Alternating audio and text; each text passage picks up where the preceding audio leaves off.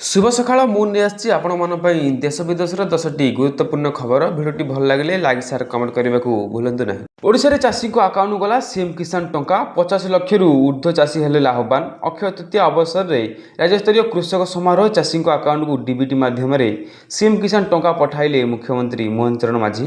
1000 କୋଟିରୁ ଉର୍ଦ୍ଧ୍ୱ ଟଙ୍କା 50 ଲକ୍ଷରୁ ଅଧିକ ଚାଷୀଙ୍କ ବ୍ୟାଙ୍କ ଖାତାକୁ ଯାଇଥିବା ନେଇ ସୂଚନା ମିଳିଛି। ନାମମାତ୍ର ଚାଷୀଙ୍କଠୁ ନେଇ ଏହି କ୍ଷୁଦ୍ର ଭୂମିହୀନ ଚାଷୀଙ୍କୁ ଏହି ସିଏମ୍ କିଷାନ ଟଙ୍କା ମିଳିଛି। ସୂଚନା ଥାଉ କି ସିଏମ୍ କିଷାନ ଯୋଜନାରେ ଚାଷୀମାନଙ୍କୁ ବର୍ଷକୁ 2ଟି କିସ୍ତିରେ 4000 ଟଙ୍କା ମିଳିବ ବୋଲି ସୂଚନା ମିଳିଛି।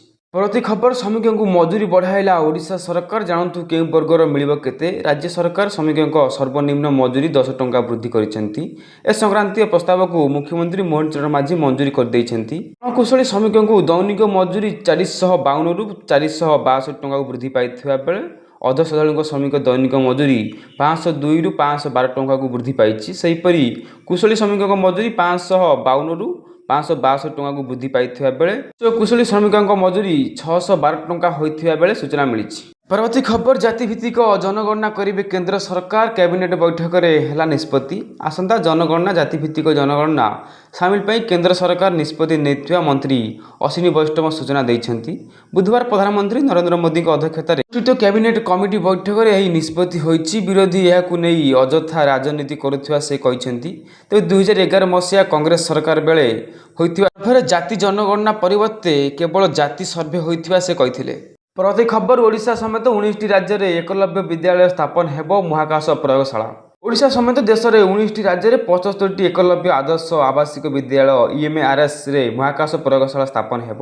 ଏହାଦ୍ୱାରା 50,000ରୁ ଅଧିକ ଆଦିବାସୀ ଛାତ୍ରଛାତ୍ରୀ ଉପକୃତ ହେବେ। ଏକ ଐତିହାସିକ ପଦକ୍ଷେପ ସ୍ୱରୂପ ଜନଜାତି ବ୍ୟାପାର ମନ୍ତ୍ରଣାଳୟ ଏବଂ ଭାରତର ପେଟ୍ରୋଲିୟମ କର୍ପୋରେସନ ଲିମିଟେଡ୍ BPCL ଏନେଇ ଘୋଷଣା କରିଛନ୍ତି। BPCL ଏହାର ରିପୋର୍ଟରେ ସାମାଜିକ ଦାୟିତ୍ୱବୋଧ CSR ପଦକ୍ଷେପ ଅଧୀନରେ ମହାକାଶ ପ୍ରୟୋଗଶାଳା ସଂସ୍ଥାର ପ୍ରାୟ 12 କୋଟି ଟଙ୍କା ମଞ୍ଜୁର କରିଛି। ପରବର୍ତ୍ତୀ ଖବର, ଆସନ୍ତା 5 ବର୍ଷରେ 15 ଲକ୍ଷ ହେକ୍ଟର ଜମିକୁ ଜଳସେଚନ ଲକ୍ଷ୍ୟ ରହିଛି ବୋଲି ମୁଖ୍ୟମନ୍ତ୍ରୀ ମୋହନ ଚରଣ ମାଝୀ ଆଜି ବୁଧବାର ଅକ୍ଷୟ ତୃତୀୟା ଅବସରରେ ଆୟୋଜିତ ରାଜ୍ୟସ୍ତରୀୟ କୃଷକ ଦିବସ ସମାରୋହରେ କହିଛନ୍ତି। ଏହା ସହ ଜଳବାୟୁ ଅନୁକୂଳ କୃଷି କାର୍ଯ୍ୟ ଆପଣାଇବା ପାଇଁ ସେ ଚାଷୀ ଭାଇ ଭଉଣୀମାନଙ୍କୁ ପରାମର୍ଶ ଦେଇଛନ୍ତି। ସେହିପରି ଶସ୍ୟ ନିଅଣ୍ଟିଆ ରାଜ୍ୟରେ ଶସ୍ୟ ବଳକା ରାଜ୍ୟରେ ପରିଣତ କରିଥିବାରୁ ରାଜ୍ୟରେ ଚାଷୀମାନଙ୍କ କଠିନ ପରିଶ୍ରମକୁ ସେ ପ୍ରଶଂସା କରିବା ସହିତ ଧନ୍ୟବାଦ ଦେଇଛନ୍ତି।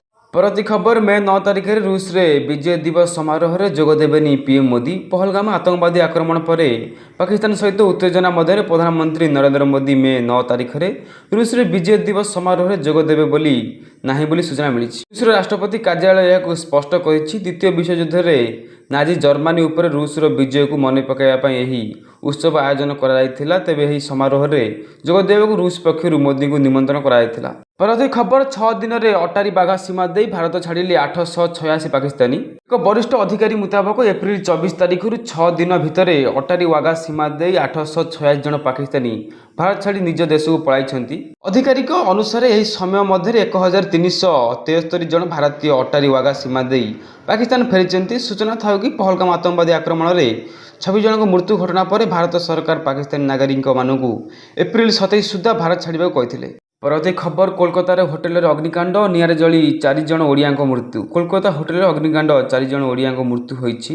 ମୃତକଙ୍କ ମଧ୍ୟରେ ଜଗତସିଂହପୁର ଜିଲ୍ଲାର ମନୋଜ ପାତ୍ର, ଦୁଷ୍ମନ୍ତ କୁମାର ନାୟକ, ଦୁଷ୍ମନ୍ତ କୁମାର ସ୍ୱାଇଁ ଏବଂ କଟକ ସିଡିଏ ଅଞ୍ଚଳର ବ୍ୟବସାୟୀ ରାଜେଶ ସାନ୍ତୁକା ଅଛନ୍ତି। ଏମାନେ ଭୁବନେଶ୍ୱରରେ ଏକ ଘରୋଇ ଫାଇନାନ୍ସ କମ୍ପାନୀରେ କାମ କରୁଥିବା ବେଳେ କୋଲକାତା କମ୍ପାନୀ କାମରେ ଯାଇଥିଲେ। ଗତକାଲି ହୋଟେଲରେ ହଠାତ୍ ନିଆଁ ଲାଗିଯିବା ଫଳରେ ହୋଟେଲରେ ଥିବା 14 ଜଣଙ୍କର ମୃତ୍ୟୁ ଘଟିଥିଲା। ପରବର୍ତ୍ତୀ ଖବର, ବରଗଡ଼ ଜିଲ୍ଲାରେ ବିଲରେ ପାଣି ମଡ଼ାଇବା ବେଳେ ବଜ୍ରପାତରେ ଗୋଟିଏ ପରିବାରରେ 3 ଜଣ ମୃତ। ବରଗଡ଼ ଜିଲ୍ଲା ପଦ୍ମପୁର ଉପଖଣ୍ଡ ଲାଖମରା ଗାଁରେ ବଜ୍ରପାତରେ ଗୋଟିଏ ପରିବାରରେ 3 ଜଣ ମୃତ୍ୟୁ ହୋଇଛି। ସ୍ୱାମୀ ଆଶିଷ ମେହେର, ସ୍ତ୍ରୀ ମମତା ମେହେର ଓ ତାଙ୍କ ପୁତୁରା ଚାଷ ଜମିରେ ପାଣି ମଡ଼ାଇବା ଯାଇଥିବା ବେଳେ ବର୍ଷା ଓ ଘଡ଼ଘଡ଼ି ସହିତ ବିଜୁଳି ମାରିଥିଲା। ଏହି ସମୟରେ ଚାଷ କ୍ଷେତ୍ରରେ ତିଆରି ହୋଇଥିବା ଚାଳଘର ସେମାନେ ଆଶ୍ରୟ ନେଇଥିବା ବେଳେ ବଜ୍ରପାତରେ ଘଟଣାସ୍ଥଳରେ ହିଁ 3 ଜଣଙ୍କର ମୃତ୍ୟୁ ଘଟିଥିଲା। ପରବର୍ତ୍ତୀ ଖବର, ଅସ୍ତ୍ରବିରତି ଉଲ୍ଲଂଘନ କରୁଥିବା ପାକିସ୍ତାନକୁ କଡ଼ା ଚେତାବନୀ ଦେଲା ଭାରତ। ପହଲଗାମ ଆତଙ୍କୀ ହାମଲା ପରେ LOCରେ ପାକିସ୍ତାନ ବାରମ୍ବାର ବିନା କାରଣରେ ଅସ୍ତ୍ରବିରତି ଉଲ୍ଲଂଘନ କରୁଥିବାରୁ ଏହାକୁ ନେଇ ଭାରତ ଓ ପାକିସ୍ତାନୀ ଉଚ୍ଚସ୍ତରୀୟ ସେନା ଅଧିକାରୀ ମଧ୍ୟରେ ଅନଲାଇନ୍ ଆଲୋଚନା ହୋଇଛି। ଏହି ସମୟରେ ଅସ୍ତ୍ରବିରତି ଉଲ୍ଲଂଘନକୁ ନେଇ ଭାରତ